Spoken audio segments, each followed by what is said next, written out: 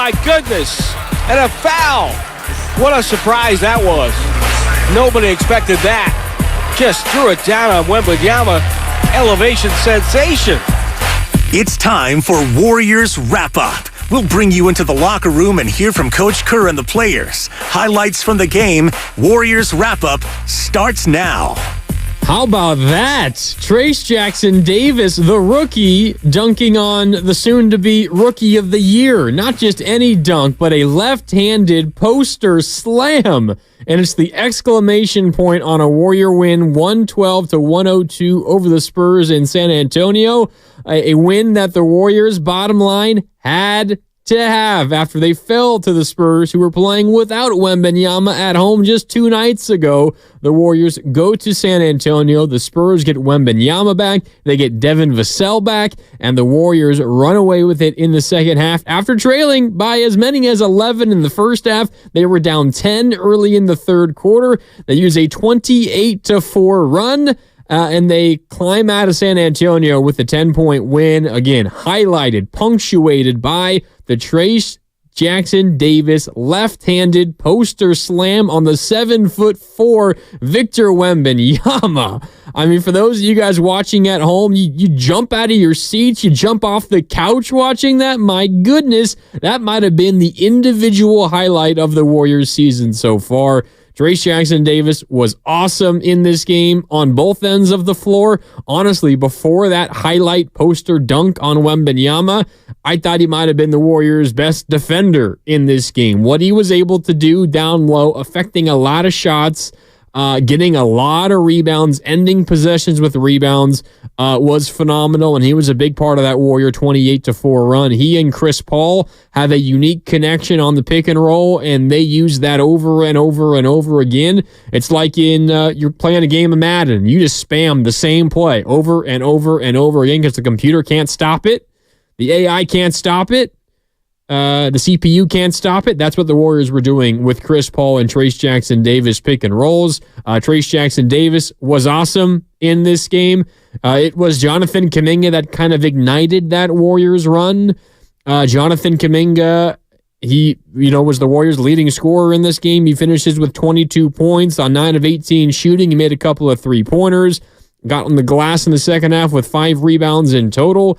A lot of help from a number of different places for the Warriors, and they needed it because they needed this win desperately. If you have any hope at climbing out of, even just climbing out of the bottom half of the play-in, if you want to get to the 7 or the 8 and have 2 cracks added in the play-in to earn a spot in a postseason series, you had to win this game. You got to do it without Stephen Curry.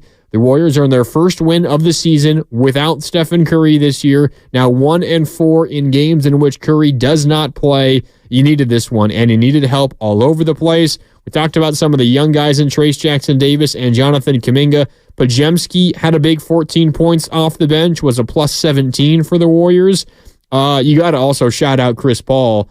Chris Paul was awesome in this game, and this is one of the reasons why you acquired Chris Paul. Obviously, you wanted him to be your bench guy to lead the bench unit, but when you got an injury to your star point guard, it's nice to be able to turn to a Hall of Famer and throw him into the starting lineup, and Chris Paul had one of, if not his best game of the season. 19 points, 9 rebounds, 8 assists, and only 1 turnover. He was very good in this game as well and kind of calmed everything down for the Warriors. We talked about the connection he has with Trayce Jackson-Davis on pick and roll. As much credit as Trayce Jackson-Davis gets for catching the pass and finishing over Wembanyama, around Wembanyama, whoever it was down low, Chris Paul deserves a ton of credit as well for that relationship that is really developing between Chris Paul and Trayce Jackson-Davis.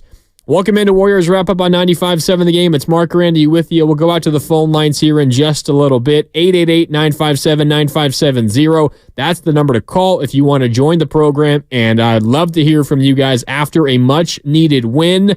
I don't know how this show would have sounded if the Warriors lost consecutive games to the Spurs of all teams, so this one was needed. We're happy about that. We want to break it all down all night here on 95.7 The Game. 888-957-9570. That is also the Comcast Business text line. I'm keeping an eye on the text line right now. 925. Shout out to the 925. Also the 707 and the 415 chiming in. And as always, we've got the YouTube chat up, youtube.com/957 The Game. You can visit and participate in the chat. First NorCal Credit Union powering our YouTube chat here for 95.7 The Game. Okay, so the Warriors, after falling to the Spurs on Saturday at home in a relatively lifeless effort, Warriors were down by around 20 points for a lot of time in that second half. It was kind of lazy defensively, not a ton of focus. There wasn't a lot of life for the Warriors in that game. And even if the Warriors were going to come back out and maybe lose this game today, you still just wanted to see a much better effort. And honestly, for the most of the first half, the effort wasn't incredible. The defense looked like it was about to turn out another poor effort. In the first quarter for San Antonio, they scored 37 points. And if you're sitting at home watching this team and you see some missed assignments defensively, you see some overhelp on a drive, forward guys go and help the drive, leaving shooters open all over the place. It leads to an easy pass to a corner three, and San Antonio was making them early. You would see kind of in quasi-fast break, you see a number of guys go and pick the same guy up, just lack of communication. You saw at times the Warriors not sure who was supposed to pick up who and who was on who, and it led to open jumpers or open lanes to the basket. That was what happened on Saturday, and it was happening again for like kind of the first, 16, 17, 18 minutes of this game. The first quarter was bad. It was much better in the second quarter, and then it got incredible in the third quarter, and it continued for the most part in the fourth quarter. But the first quarter for San Antonio was 37 points scored. And then the final three quarters in order, beginning with the second, 23 points for the Spurs, 18 points for the Spurs, and 24 points for the Spurs. So we can talk all about the offense and Trayce Jackson-Davis's poster on Wembanyama, and that deserves shine because it was an incredible individual play. And Jonathan Kuminga getting up and down the court and getting into the paint and scoring around some of the Spurs' big men, and Chris Paul hitting some threes, and he was really good shooting the ball. This game changed in the third quarter when the Warriors locked in defensively. And I don't know what happened through the first quarter, through the first, again, like 18-ish minutes, the first quarter plus a little bit of time in the second quarter, but something dramatically changed. And the biggest shift that I can point to was after the first couple of minutes of the third quarter, when the Spurs, who led by 2 at half, went on an 8-0 run to begin. An open three, a Warrior turnover, an open three, and then a stop and another quick bucket for the Spurs. 8 points like that, and suddenly they lead by 10 points once again. And if you're a Warrior fan, if you're Steve Kerr, if you're a player, you're thinking, what is going on here? Why is this Spurs team so difficult for us to defend? The Warriors were on the verge of a fourth really bad defensive effort in 5 days, in 5 games, excuse me. The Boston game, they gave up, 140. You gave up 125 to the Bulls, 126 to the Spurs last time out, and then you give up 37 in the first quarter tonight, 60 in the first half, and you're thinking, here we go again. What happened to the defense that was so good ever since Draymond Green returned from suspension? This was going to be the fourth time in the last 5 games the Warriors had given up like 120 or more points. And then something changed. And you could say, maybe it was San Antonio struggling to shoot, and finally they fell back to earth. I mean, coming into the game on Saturday, the Spurs were the 29th best three-point shooting team in the NBA, making about 35% of their threes on the season. They made 17 of 33 on Saturday, a crazy percentage, over 50%. And they came into this game making 5 of 7, 5 of their first 7 from downtown for the Spurs. They ultimately went 6 for 12 from deep in the first quarter. And some of it is just, all right, Spurs making some shots and Spurs missing some shots. But you're crazy if it wasn't a lot of open looks. I mean, the Warriors were giving up the Spurs a lot of open looks. They were taking them. They were making them early. but the Warriors locked in defensively in this game. And it was the defense. It was the defense after the first couple minutes of the third quarter when the Spurs went up 10 points with an 8-0 burst out of the halftime locker room. It was the defense that changed this game for the Warriors. It was Draymond Green directing traffic. It was Jonathan Kuminga showing more effort and intensity down low against Victor Wembanyama when he was matched up there. It was Trayce Jackson-Davis changing shots down low, grabbing rebounds. It was Podziemski with a nice steal. It was Moody with a swipe down and he knocked the ball away. Chris Paul doing the smart, veteran-savvy things that he always does. And what happens when you get stops? You allow Jonathan Kuminga to get out and run. And he got out running. He made a couple of shots. He was the offensive spark, but it only happened because of the Warriors' intensity on the defensive end of the floor. The Warriors' defense turned this game around, and then the offense took over. And in a game like today's, when you're playing without Stephen Curry, sure, you expect a little less offensive firepower. You expect it to come a little bit more difficult for your offense because you don't have one of the greatest offensive players to ever play the game on the floor. And this is not a knock on Stephen Curry, but it's no surprise considering, one, his physical limitations and his age. He turns 36 in 3 days.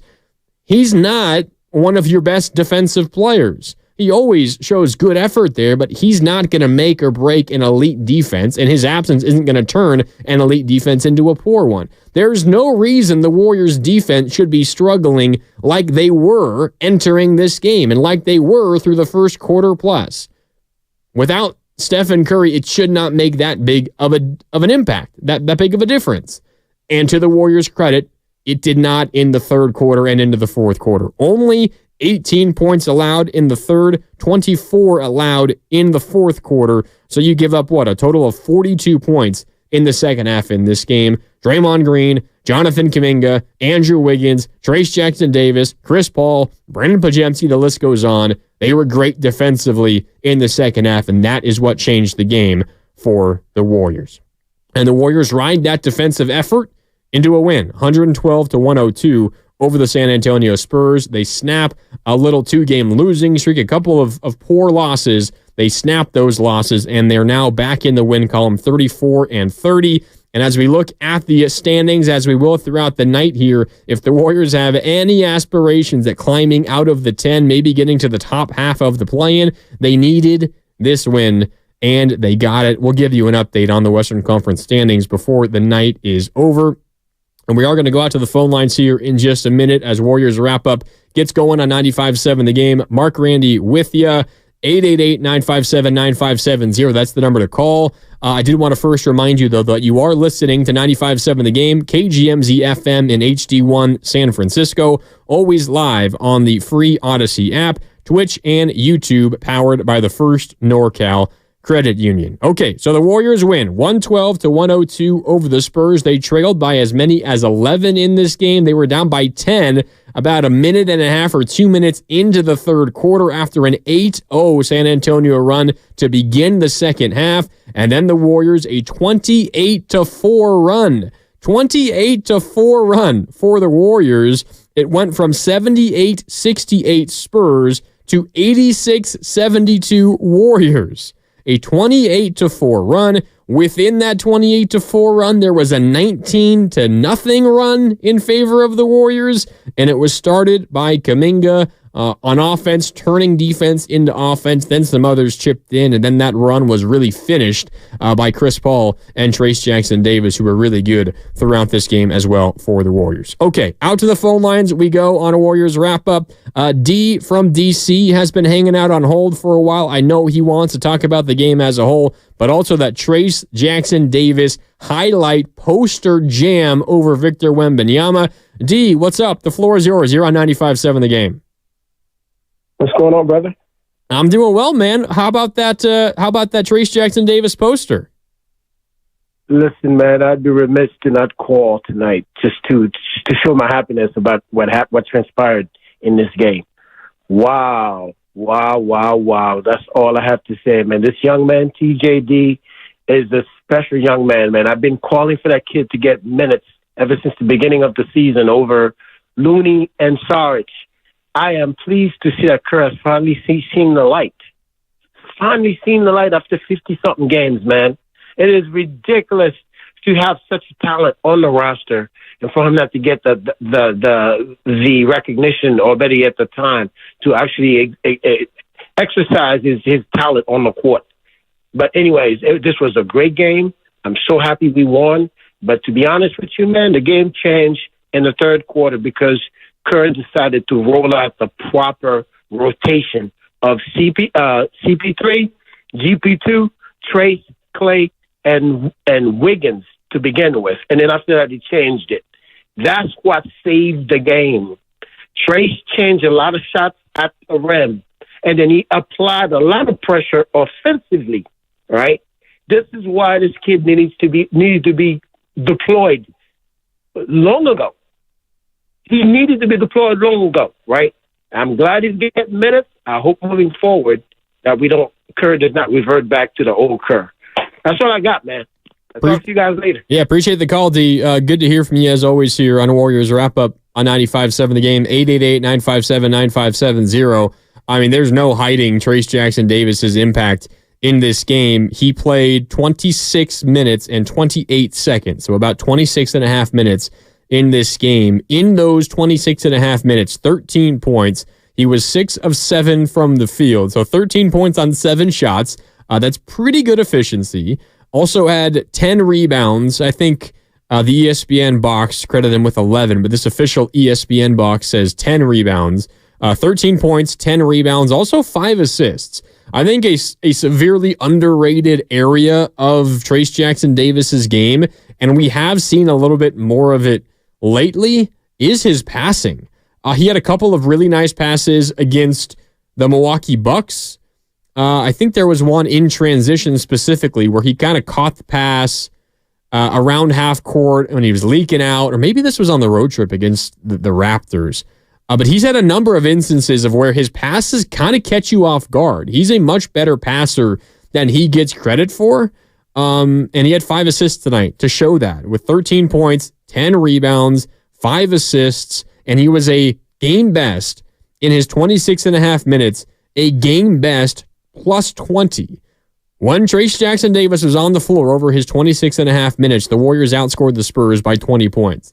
In a game in which they won by 10. So that means when Trayce Jackson-Davis wasn't playing, the Warriors were outscored by 10. And again, plus minus can kind of be a little misleading over just the course of one game, really over the course of even a handful of games, it can be misleading. But Trayce Jackson-Davis it's been the same for Moses Moody a lot. Moody, not so much today. He only played 12 minutes. What's a +5 in those 12? Now, when you win by 10, generally speaking, a lot of your players are going to be in the positive.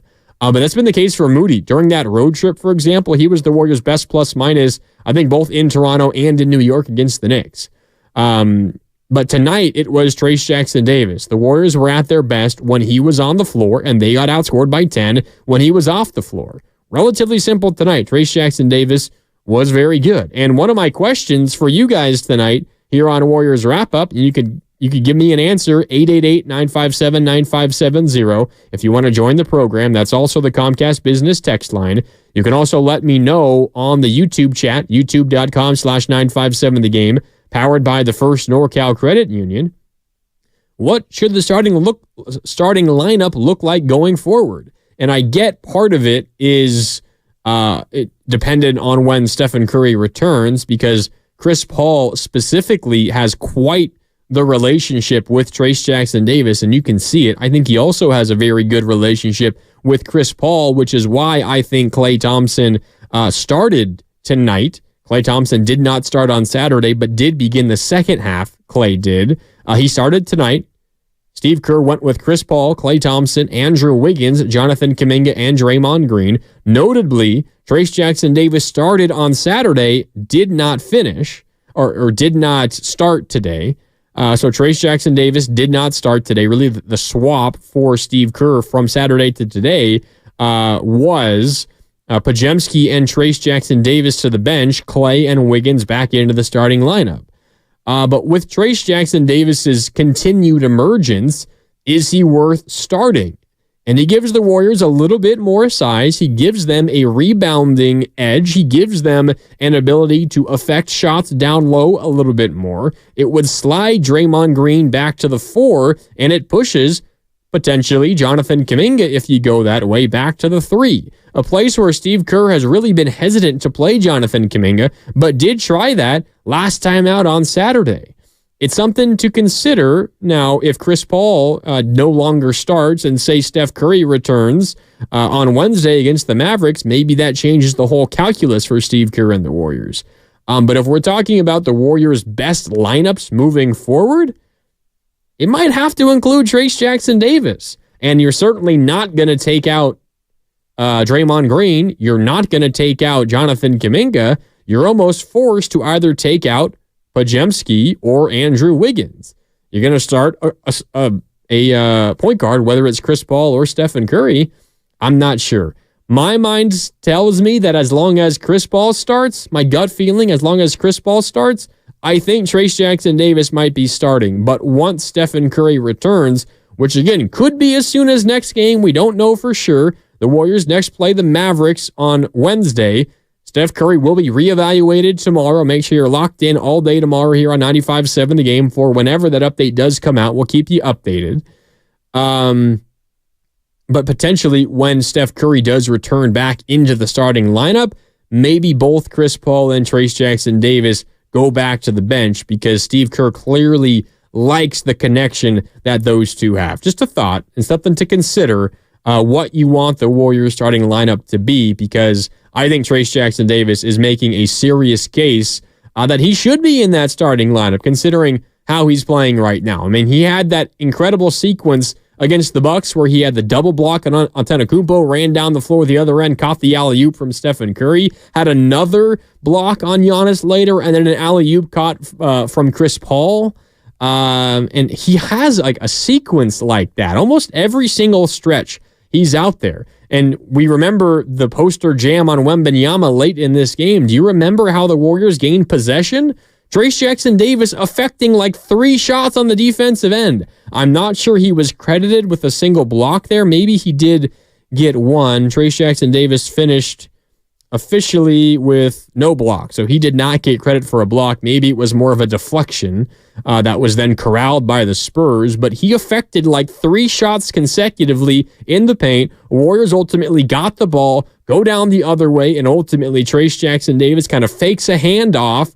I think it was Podziemski coming around him, fakes the handoff. Wemby kind of bites, or at least is a little late reacting to Trayce Jackson-Davis beginning his drive towards the paint around the left side, and he throws it down with his left hand outstretched across his body over Wembanyama, and the foul sends Wembanyama flying down to the floor, makes the free throw a 3-point play. The Warriors bench might still be celebrating that right now, and they're certainly going to be giving him a hard time in a good way for that dunk on the team flight. I guess I'm not even sure if they're flying from San Antonio to Dallas. However they're getting to Dallas tonight, I'm sure Trayce Jackson-Davis is going to be the star of the trip for the Warriors, and he certainly deserves it. He was incredible, and that was a wild sequence in a good way for Trayce Jackson-Davis, and he might be forcing Steve Kerr's hand at this stage of the season. All right, back out to the phones we go. It's Warriors Wrap-Up on 95.7 The Game. Mark Randy with you, breaking down a 112-102 Warriors win. The Warriors get a much-needed win. They're now 17-13 away from Chase Center. Believe it or not, they're 4 games over 500 on the road, and they are 4 games over 500 on the season. So that means they are 500 at home and 4 games over 500 on the road. Maybe it's good news then, because the Warriors have a lot of road games coming up to close this regular season. But again, maybe that's not as bad as we thought it might be, because this Warrior team, for whatever reason, this year, the complete opposite of last year, they are better on the road than they are at home. Make that make sense, because I cannot find a reason for it. Okay, back out to the phones we go. 888-957-9570. Up next is Mark in Millbrae. Mark, what's up? You're on 95.7 The Game. Warriors Wrap Up with Mark Randy. How you doing tonight, Mark? Hey, what's going on? Yeah, much more like it tonight, coming off that disgraceful loss at home to this awful Spurs team that didn't even have Wemby. And before that, they should have still beat. I know the Bulls playing good basketball, still, even with Curry went down, that's a game you got to win. So Warriors really put themselves in a hole tonight. Much more like it, and surprisingly enough, as you just mentioned, a lot of Dubs fans I've talked to, been around, have more confidence in them away from Chase Center than they do playing at home, which is one of these bizarre things you would have said. I would never thought you would ever say about a Warrior team, especially during their dynasty run here. The last 10 plus years, they'd be better on the road than they are at home, especially last year when they were one of the historically worst teams in the history of the league. They can beat anybody on the road. So just game ball all around tonight. I thought, to me, CP3 was fantastic there, especially lights out the fourth quarter. Kuminga, very efficient from the offense. This is the Wiggins they need. We need him to be engaged, focused, and locked in. He's got to pick up the slack. I thought Clay, he's got to be, obviously, pick up the slack when you got an MVP Curry out. He's got to be that guy, and he was that for the most part tonight. And off the bench, Pajewski was pretty efficient as well. That's what we need out of him. I love the energy heart that kid plays with. And as you guys mentioned, I want to talk about TJD, man. This kid, that's why he's such a fan favorite. When I was at the Bucks game, that sequence there where he blocked one of the elite players in the league, Giannis, 3 times there, and then he got the alley-oop dunk. That really, got Chase Center as loud as I think I can remember, and that really got the run there to blow the Bucks out after that run there when he got that place hopping. So I just love the way the heart and fantastic energy play with, and Kerr finally realizing this kid's got to be on the court, because when he's out there, you're going to get toughness, you're going to get defense, you're going to get 110% on both ends of the court, and he's not just going to loaf around if he doesn't get the ball. He's going to do all the little things, and he's showing why Saric is pretty much at this point out of the rotation. And to me, TJD's got to be playing at least 30-plus minutes, even when we're fully healthy, as hopefully we're in the playoffs. And lastly, I want to say, I think the next 2 games are going to decide where the Warriors are going to be in the standings. Dallas, obviously a team ahead of you. That's going to be a tough game without Curry, because they're playing really good basketball. And then probably the game of the season for the Warriors is going to be in L.A. against the Lakers. You have to win that game, because they've lost, I think 3 out of 4 to Lakers. And at that point, if they beat you again, they're going to have the season series. You're going to be 3 games out with basically, about 15 games left. And I don't see, barring some major historic collapse, you're not going to make that up with that amount of time. So to me, tonight, you got this win. Dallas is important, but the hugest game of all is going to be on Saturday against the Lakers, because if they can win that game, I still think they're in the running, take that 90. If not, I'll get your opinion on this. Do you think they have enough time to make up a stretch of with 15 games? Because I don't see it, because the Lakers have a ton of home games against bad teams, and I think the Warriors have a tougher schedule. What are your thoughts on that? Thanks for the time. Yeah, thanks, Marco. You ran through a lot of stuff there. To answer your last part first, it's going to be difficult for the Warriors to pass too many teams in the Western Conference standings right now. And let's get an updated look at them at the moment. There are still some NBA games going on right now. Let's see, the game's happening now. The Nuggets are in the final 3 minutes of the fourth. They're ahead, but it's close against the Raptors, although that final does not really matter to the Warriors. And then the only other are the Celtics and the Trailblazers. Okay, so that doesn't matter to the Warriors either. For what it's worth, the Celtics have a 15-point lead early in the second quarter. But Nuggets too far ahead and Blazers so far out of it, it does not matter. So we got a relatively clean look at the Western standings right now. With the win tonight, the Warriors are still in 10th. They're 34-30. The Lakers are a game ahead of the Warriors in 9th place. The Mavericks are, 2.5 ahead of the Warriors. They are in 8th. And then the Sacramento Kings, in fact, the Kings and the Mavericks are both 2.5 ahead. So the Mavericks, Kings, 7th and 8th, both 2.5 ahead. And then looking ahead to the 6th seed, the Suns are 3.5 ahead of the Warriors. The Warriors have 18 games left. They've played fewer games than most other teams. Most other teams, including, say, the Lakers, only have 16 games left. The Warriors have 18 games left. So you do have a little bit more power yourself to gain. You almost have a free game to gain. So the Lakers are 36-30. The Warriors are 34-30. The Warriors have 2 extra games. Let's just say the Warriors in those 2 extra games win them both. Then you're in a deadlock against the Lakers, both 36-30. You can look at it that way. However, if you do lose those extra games, then you're even further behind. But I'm getting a little bit off track here. The larger point is it's not as much about the number of games you have to gain. Like, for example, the Warriors 3.5 behind the Suns for 6th. Over 18 games, it's still going to be difficult to make up that much ground. So to do it, you have to make up 4 games worth of ground. So say over your final 18, you go 14-4. In order to make up 4 games, you would need the Suns to go something like 10-8. So you need the Suns to be right around 500, and you need to be well over 500. And that's only to surpass the Suns. You also have to jump the Lakers, the Mavericks, and the Kings. So you not only need to be good, you need every team ahead of you to struggle. And of course, the further ahead of you they are, they have to struggle all that much more. So if I'm looking at what's realistic for the Warriors, I think the time in which they could get to the 6th seed, that went down the drain with the losses to the Bulls and the Spurs.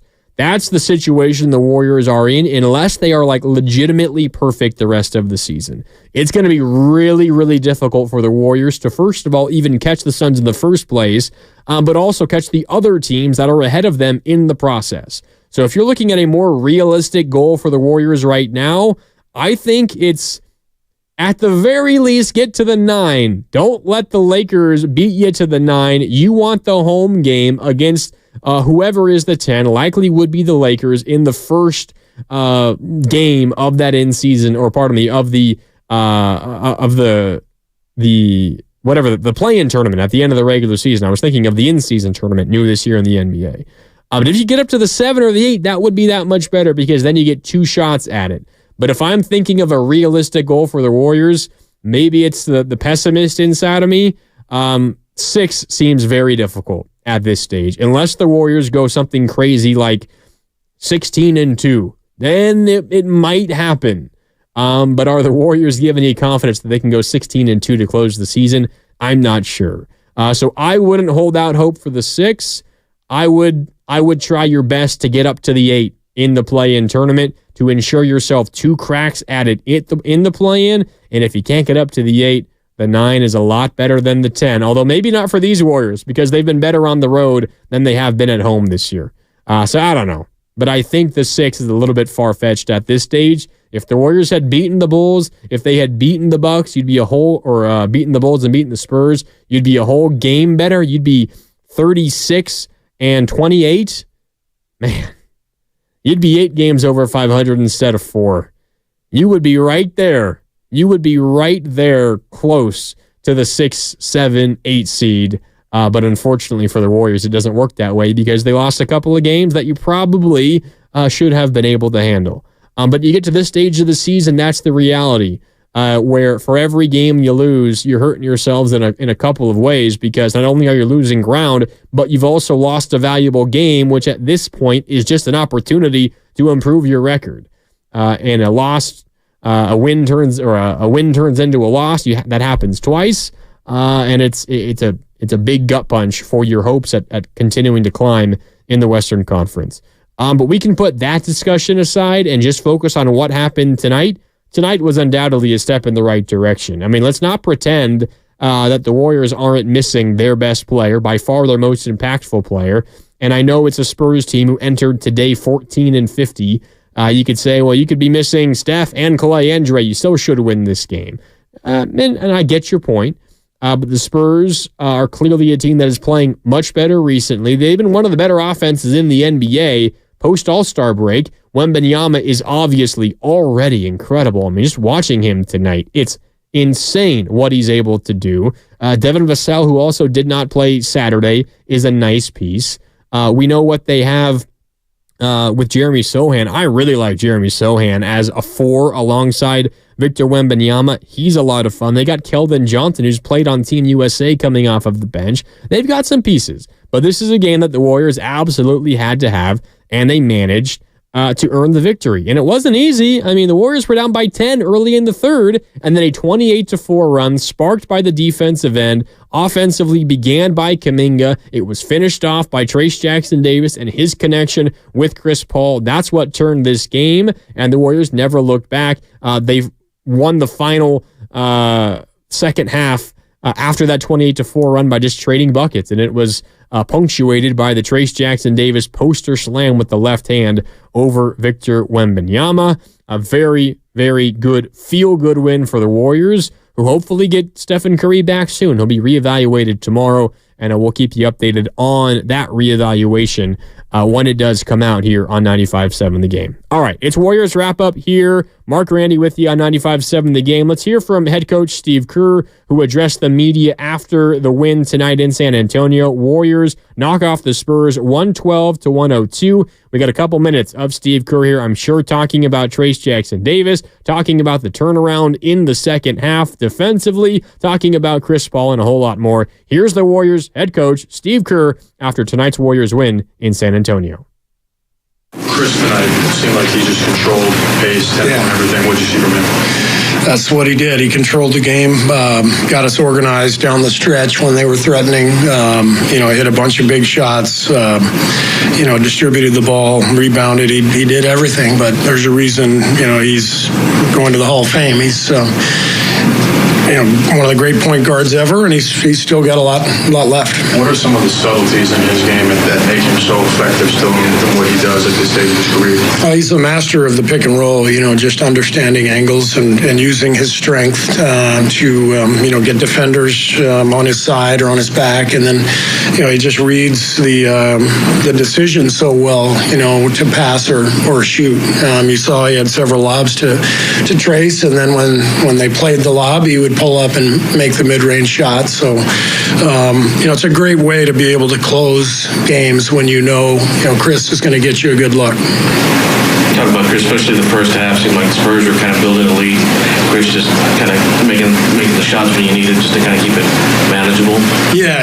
I didn't like the way the game started. I thought we were a step slow, and then I picked up the pace in the first half was fast, but I liked our level of competition. As we went on the third quarter defense after that quick 8-0 start for them, we really turned up our defense, and I don't know what they shot in the second half, but we held them to 42, and the way that team had scored on us the other night and in the first half, that's what it was going to take to win the game. There's Steve Kerr after the Warriors win 112-102 over the Spurs. I mean, he's right on the money there with the defensive intensity. It changed early in that third quarter. It was a 2-point game. The Spurs were up by 2 after the first 2 quarters. They go on a quick 8-0 run. They made a couple of 3-pointers. They got an easy 2. Suddenly a 10-point lead for the Spurs. And if you're a Warrior fan, you're thinking, oh my God, here we go again against the Spurs, down by double digits in the second half. The defense can't get a stop. And then something changed. It's not like Steve Kerr called the timeout. It just shifted. Maybe it was something Steve Kerr said from the sideline. Maybe it was Chris Paul. Maybe it was Draymond Green barking at the guys after the 8th point of that 8-0 run that made it a 10-point deficit.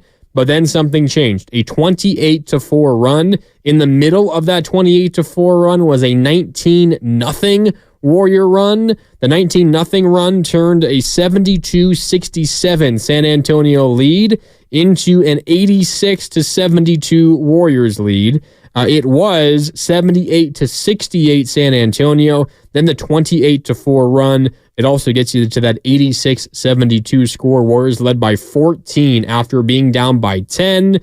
They would lead by as many as 17 points. And it got a little bit troublesome late in that fourth quarter. The Spurs put together a run. Wembanyama made a 3, kicked out a nice assist out to Devin Vassell, who made a 3. Wembanyama is so fun to watch. But the Warriors responded with some buckets. Chris Paul was spectacular in this game. 19 points, 9 rebounds, 8 assists. He calmed things down in kind of the middle of that mini Spurs run in the fourth quarter that got them back within, I think, 6 or 7 points at one point. Chris Paul made a nice mid-range jumper. Clay hit a couple of big jumpers in the fourth, hit a 3, hit a deep 2, a tough fading shot. And then Trayce Jackson-Davis on the pick and roll with Chris Paul iced this game. And once he had that left-handed hammer dunk on top of Victor Wembanyama and one, he posterized Wembanyama. Who was it? It was Reggie Miller for years when broadcasting games on TNT would say, welcome to your Kodak moment. That was Trayce Jackson-Davis's Kodak moment. Dunking on Victor Wembanyama, who's going to be the Rookie of the Year this year and seems destined for great things in the NBA. What a moment for Trayce Jackson-Davis. His connection with Chris Paul was on display tonight. Chris Paul deserves applause for what was a hell of a basketball game tonight. Chris Paul 19, 9, and 8. 9 of 19 from the field, in fact, for Chris Paul. Had to get up a lot of shots. And when you are playing without Stephen Curry, there's a number of guys who are just, based on the way that the offense has to work, down 27 plus points per game and down like 20 shots per game. You're going to have some others put up a bunch of shots. Chris Paul is one of them. The other is Klay Thompson, who I thought maybe was pressing a little bit too much early on. I can't really blame the guy, though, because when you're down one of the best offensive scorers of all time and you're looked on as, the next offensive weapon, you're the other splash brother, and you've carried this load for so much of your career. It's kind of the natural response to go out there and try to chase it a bit. I thought he was chasing it a little bit too much early. Finished 8 for 21. He was better from downtown than he was from the field overall. 4 of 10 from 3, had 21 points, 2 rebounds, 2 assists. Klay hit some big shots down the stretch. I think he forced it a little bit too much early, but the Warriors picked him up. Pajemski made 3 threes in the first half. Wiggins was aggressive early. I loved to see that from Andrew Wiggins. Very aggressive early. Made a 3 early. I think he had 7 points of his 16 in the first quarter. He was good early. Chris Paul was good throughout. Those 3, Pajemski, Wiggins, and Chris Paul, kind of kept the Warriors in it in an awkward first half where the defense wasn't good. Their offense kept them close, and then it was the defense paired with everybody's offense in the second half that took the game over for the Warriors. They never looked back, and they used that 28-4 run in the third quarter to beat the Spurs 112-102. Warriors now 34-30. They improved to 17-13 on the road. They are a 500 basketball team at home, but 17-13, 4 games over 500 on the road. It makes absolutely no sense to me. All right, time for a break here on a Warriors Wrap-Up. Plenty more to get into on the other side. We want to hear from you guys as well. 888-957-9570. What did you think of Trayce Jackson-Davis's performance tonight? Kuminga was good scoring the ball. Chris Paul was masterful. A lot of things to be happy about, specifically in the second half for this Warriors team tonight. What stands out to you? 888-957-9570. More coming up on the other side. Mark Randy with you as Warriors Wrap-Up continues on 95.7 The Game. Purchase new wiper blades from O'Reilly Auto Parts today and we'll install them for free. See better and drive safer with O'Reilly Auto Parts.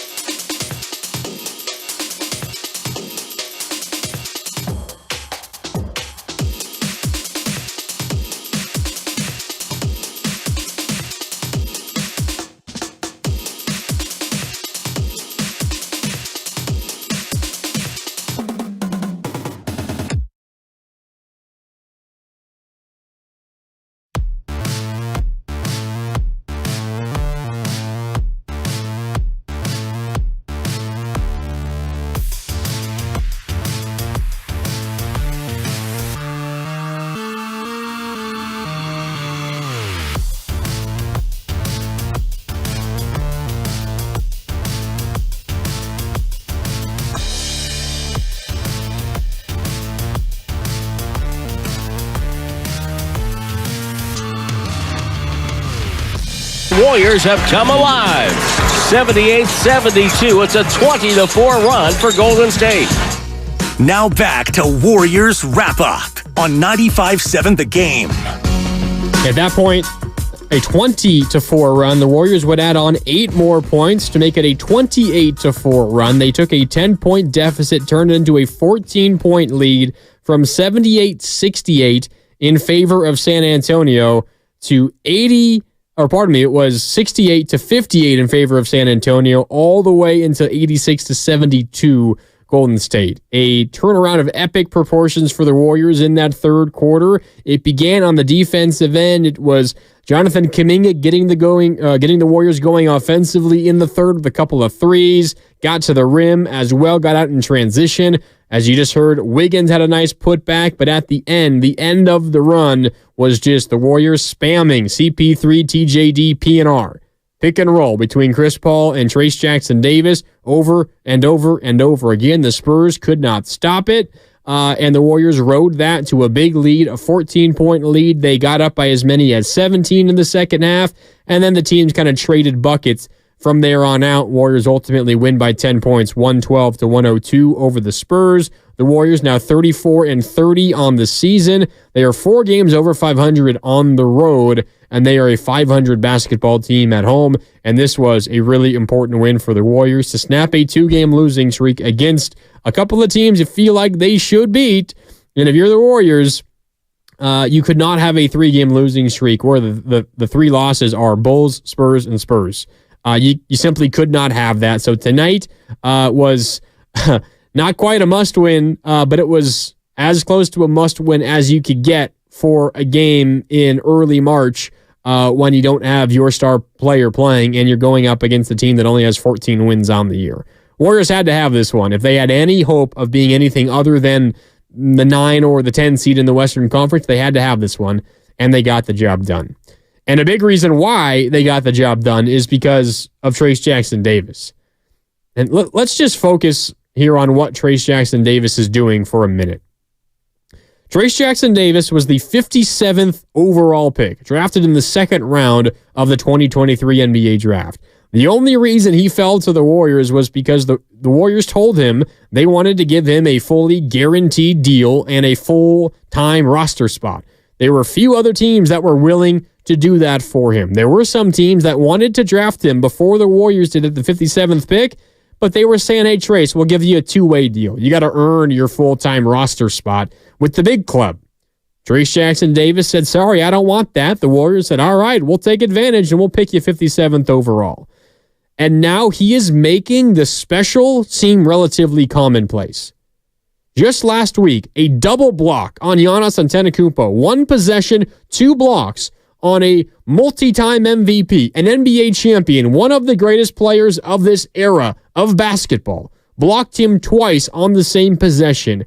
Beat everyone else down the floor. Caught an alley-oop and finished it from Stephen Curry. Later on, in the same quarter, another block of Giannis. Caught an alley-oop and finished it from Chris Paul. Tonight, he affected multiple shots on 1 possession for the Spurs. Warriors come up with the rebound ultimately, push the ball the other way. Ultimately, Trayce gets the ball in the right wing, drives past Wembanyama, Victor Wembanyama, the number 1 overall pick, with his left hand, and with only his left hand, reaches across his body and slams it down over top of the 7'4" Wembanyama and makes him fall to the floor, plus the foul.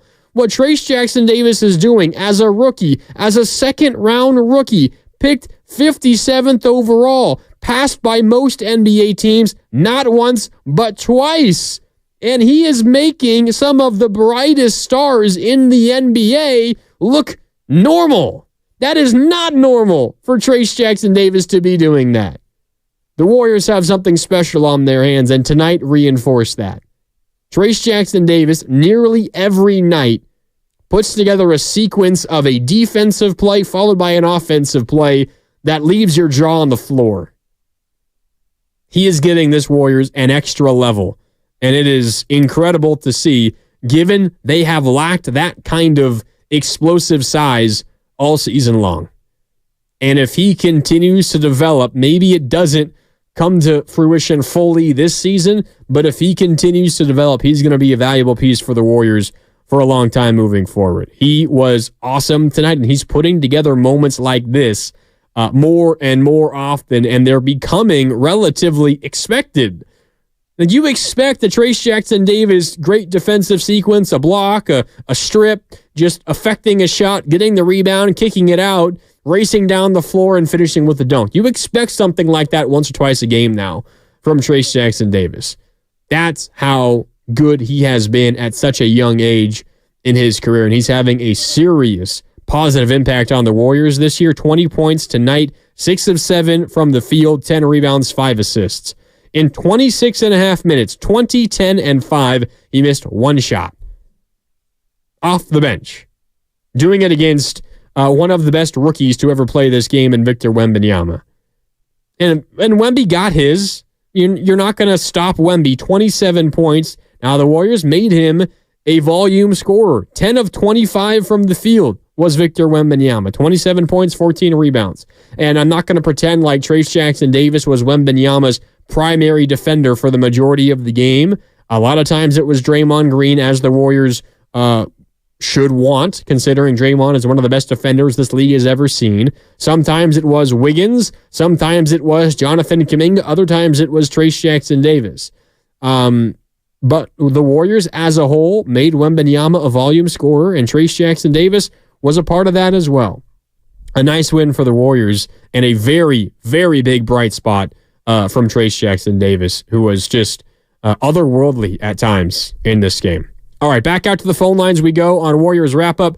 It's Mark Randy with you, reacting to a Warriors win over the Spurs, 112-102. The Warriors snap a 2-game losing skid. They had to have this one, and they got it done by 10 points on the road in San Antonio. 888-957-9570 is the number to call. Up next is Ike in Springville. Ike, what's up? You're on Warriors Wrap-Up on 95.7 The Game. How you doing? I'm doing good, man, and I thank you for bringing me on and everything. Listen, I just thank the Warriors for the entertainment.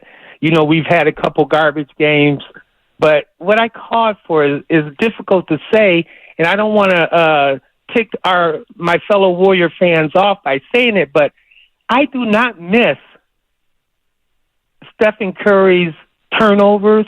I do not miss all the shots he takes and don't make them.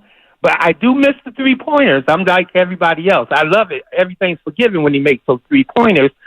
But the turnovers are down. I have faith in Coach Kerr. I have faith in him because he is one of the best. He learned from the best. So he's probably doing his best coaching right now. And with Mr. Curry out, I think it eases it up for Coach Kerr to make some really, be creative. And I'm liking what I'm seeing, man. I don't think we'll get, I don't know. We could win the whole thing. So I'm going to shut up right there. But anyway, thank you, bud. Wow. Appreciate the call, Ike. That's a really interesting combination of thoughts. You don't miss Stephen Curry as much as others. You don't miss his turnovers, I know is what you're saying, Ike. You don't miss all the shots he takes other than the threes he makes, which is a lot of them. But you think the Warriors can also win it all. I'm not sure there's another Warrior fan who shares both of those beliefs out there, Ike. So I'll give you credit for your originality. There's no doubt that this Warrior team is worse without Stephen Curry.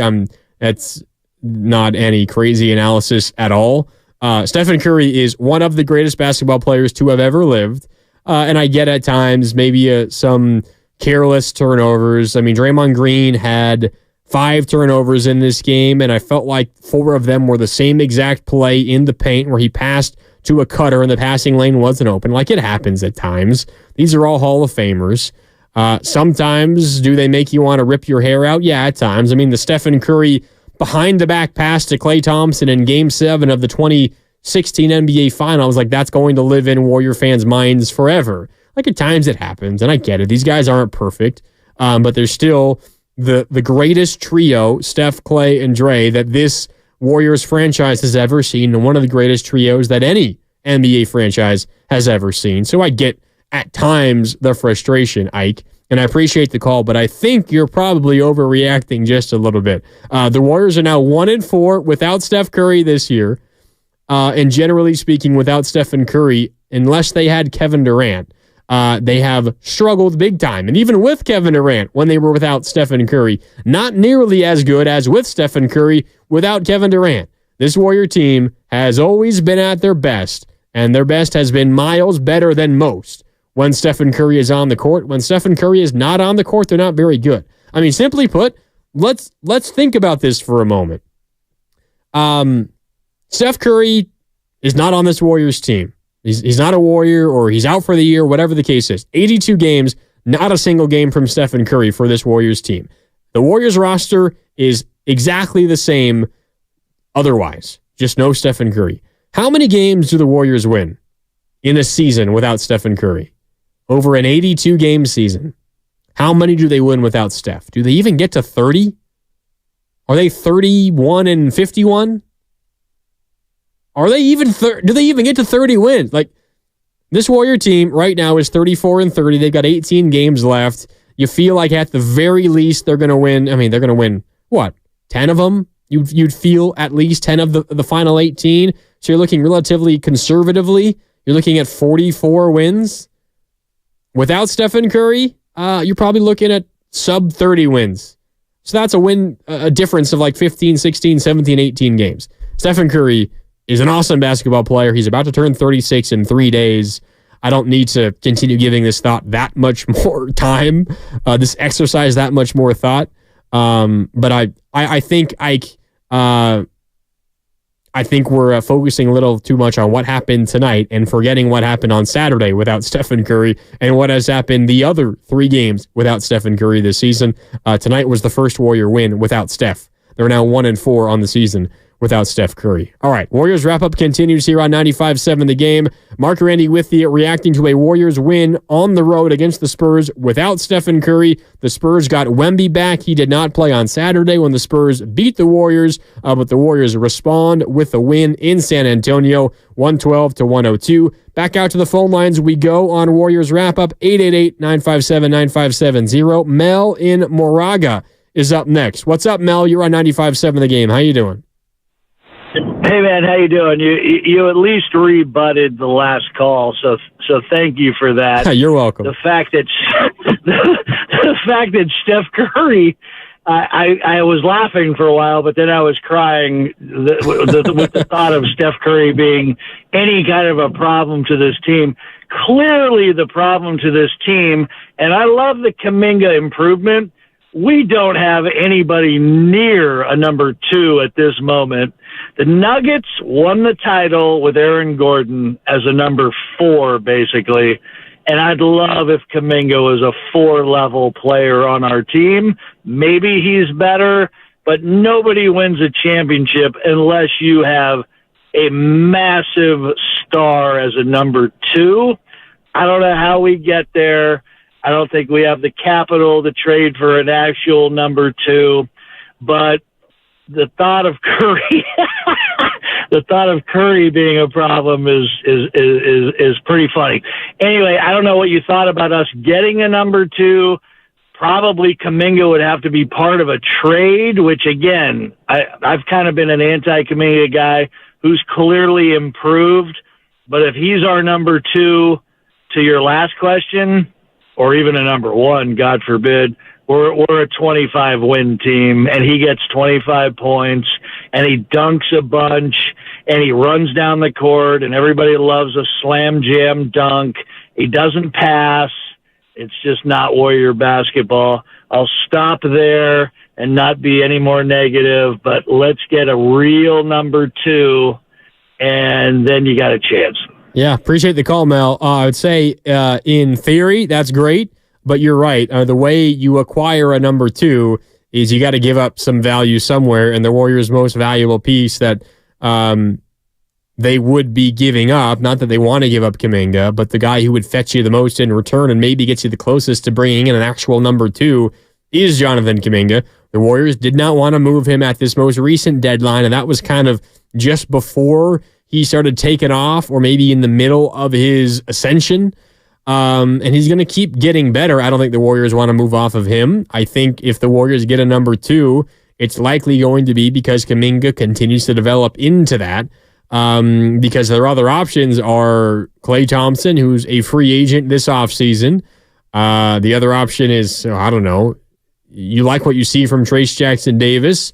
You don't feel like he's legitimate number 2 material, at least not right now. He's a great piece, and you love what you're seeing from your 57th overall pick.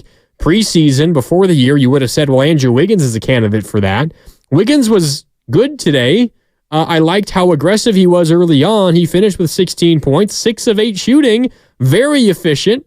But he put up, I think, like 4 or 5 of those shots in the first quarter, and he didn't get much up after that. In fact, I have the numbers right here. Wiggins in the first quarter, 7 points on 3 of 4 from the field. That means the rest of the game, he was only 3 of 4 again in the final 3 quarters. 3 of 4 for Wiggins in the first quarter, 3 of 4 in the final 3 quarters. Not that it was something that really hurt the Warriors. I never really went through that game, final half specifically, thinking the Warriors needed more from Wiggins offensively. 16 points, 6 of 8 from the field, but that's kind of what happens at times with Wiggins. Offensively, he kind of gets a little bit lost in the shuffle, and that's not characteristic of a guy that is a number 2 option offensively. So I think to our caller's point, the Warriors are kind of waiting for either an acquisition that brings them a number 2, or you're waiting for Kuminga's continued development, and ultimately you hope that he fits into that role. Only time will tell on that for the Warriors, but it's going to be difficult for the Warriors to compete really in the postseason this year unless they get that consistent number 2 option. And they need it now, and it has to be on the roster right now because the postseason is right around the corner. Steph Curry could average 35 points a game or more, and you're probably still not going to win a championship unless Kuminga is averaging 23 a night during the postseason, or Klay suddenly reverts back to his old self and he's hitting 40% from 3 and scoring 22 points a night. Like, something has to change for the Warriors in a positive way to be a real threat in the Western Conference, even if you get Steph Curry at the peak of his powers, which, why wouldn't you? I mean, you expect that at this point from Stephen Curry, even though he's 3 days away from turning 36 years old. 36 years old. He's 3 days away from that. Maybe he returns the day before his birthday, which would be 2 days from now in Dallas. If not, maybe he's ready to go on Saturday against the Lakers. The Warriors will update us on Stephen Curry's status, a reevaluation tomorrow from Golden State. Don't know exactly when it's going to come out. I would guess maybe late morning, early afternoon. Whenever it is, we'll keep you updated about it here on 95.7 The Game. So if you're waiting, nervously waiting for the announcement, for the update from the Warriors, the second it happens, we'll get the update to you. So keep it here throughout the day tomorrow on 95.7 The Game. All right, before we do get on out here, we have a few more minutes left. I did want to hear a little bit of post-game sound from both Trayce Jackson-Davis and Chris Paul. Those two, the combination between those two was really on display in this game. And if Steph Curry continues to miss another game or 2 or 3, however long it is, I think there's a very realistic chance we see, obviously, Chris Paul stay in the starting lineup, but also we get Trayce Jackson-Davis in the lineup alongside him, because those two work together and they clearly make each other better on the offensive end of the floor. Let's hear from Trayce Jackson-Davis. He was asked, you got to obviously have a new favorite slam dunk in your career, right? Here's TJD. Yeah, that's probably number 1 right now. So we'll see what the future has in store. Got to be number 1, right? I mean, you dunk over Victor Wembanyama, not just any dunk, but a left-handed driving spike over the top of the future Rookie of the Year. You force Wemby to fall to the floor. He slid into the stanchion under the basket, and you drew the foul, and then you made the free throw. Talk about an exclamation point and a highlight of a career, no matter how old you are. That's what that was for Trayce Jackson-Davis. And he was asked about the connection that he has with Chris Paul, and specifically what it's like to catch a lob from one of the best point guards in NBA history, Chris Paul. It's great. He's really a coach out there. It's crazy. He tells you exactly what you need to do, where you need to be, and then at the end of the day, just going up there and finishing it. And so he's a great teammate. He's really, really fun to play with. And here's Chris Paul talking about what Trayce Jackson-Davis brings to the Warriors and specifically his connection with TJD. I mean, if you watch this team play for a long time, they move the ball and share the ball extremely well. And with the shooting that we have and Draymond creating and stuff, Trayce gives us a different dimension with a lob threat. And so I think we complement each other really well. Yeah, they do complement each other really well. And that right there, the addition of Trayce Jackson-Davis into a lineup that has some shooting with Klay Thompson and also with Chris Paul, who was railing some threes in this game. Chris Paul, I guess, just made one, but Klay was 4 for 10. Chris Paul was 1 for 4, but was hitting some jumpers throughout the game as well.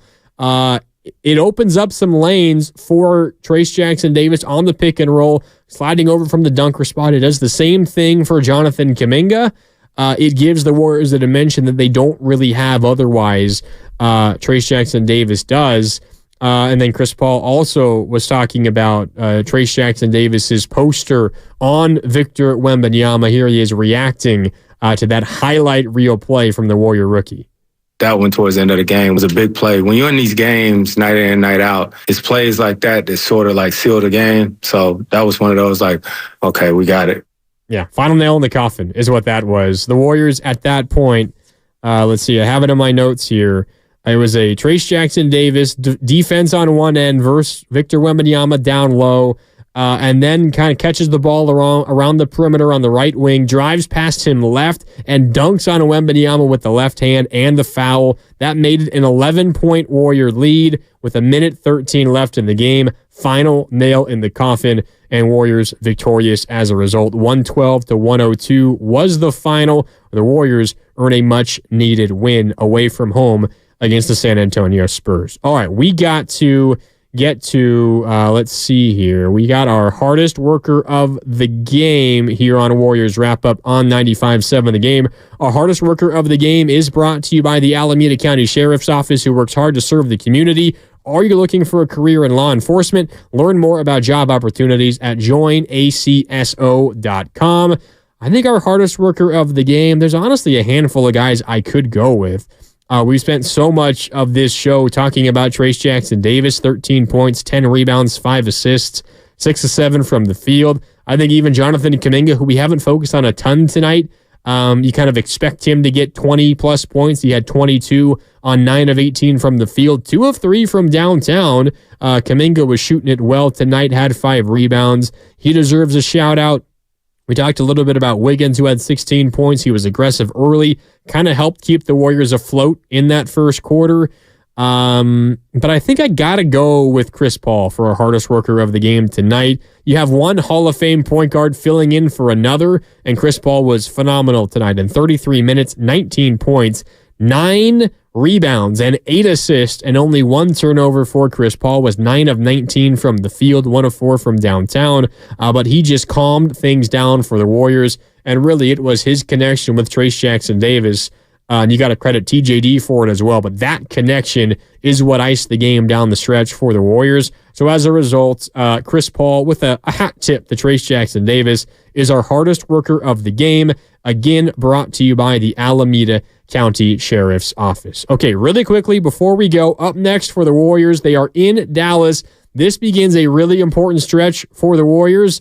Because you are in Dallas on Wednesday. That's the team 2 spots ahead of you in the Western standings. And then you're in LA against the Lakers on Saturday. That's the team directly ahead of you in the Western standings. With the win tonight, the Warriors are in 10th, a game behind the Lakers for 9th, 2.5 behind the Mavericks and the Kings, who are both in the 7 and 8 spots. And the Warriors have an opportunity to gain on both of those teams over their next 2 games. Wednesday in Dallas, Saturday in LA against the Lakers.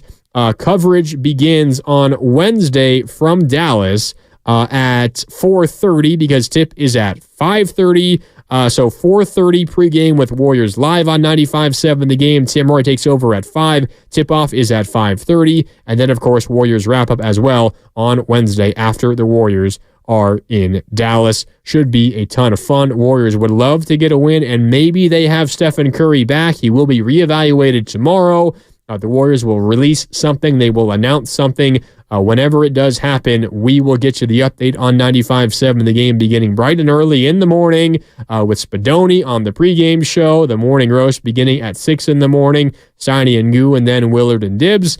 And on Willard and Dibbs, I can promote Steve Kerr at 3 o'clock. So Steve Kerr from Dallas, 3 o'clock.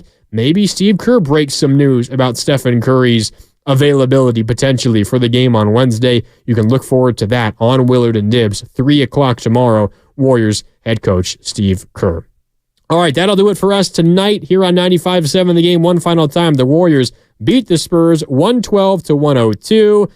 For our guys Ken Luttrell and Chris O'Connell cutting up all the sound tonight. For Sterling Bennett behind the glass, my name is Mark Graney signing off. Thanks so much for tuning in. The Warriors win on the road, 112-102. They're now 4 games over 500, and they're back in action on Wednesday against the Mavericks right here on 95.7 The Game. This March, Wendy's is fueling the madness with amazing deals on their hamburgers made with fresh, never frozen beef. Like